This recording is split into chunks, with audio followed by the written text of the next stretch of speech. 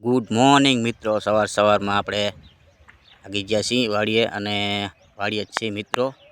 તો અત્યારનો બ્લોગ આપણે ચાલુ કરી દીધો છે સવારમાં. જો મિત્રો, ઢંકમાં ગાડી પડી છે મોટી જબર. આ ગાડી છે એ હિટાજી વાળાની છે મિત્રો. એમાં હિટાજી આવ્યું હતું અને આજથી આપણે કરી નાખ્યું છે ધાણા વાટવાનું ચાલુ મિત્રો.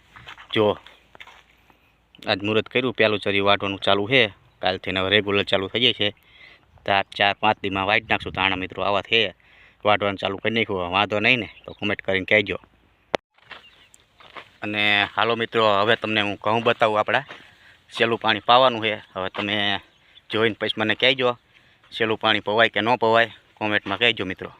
હાલો તમને ઘઉં મારા બતાવી દઉં. શાબાશ! જો મિત્રો, આ આપણા ઘઉં છે અને આને સહેલું પાણી પાવાની ગણતરી છે.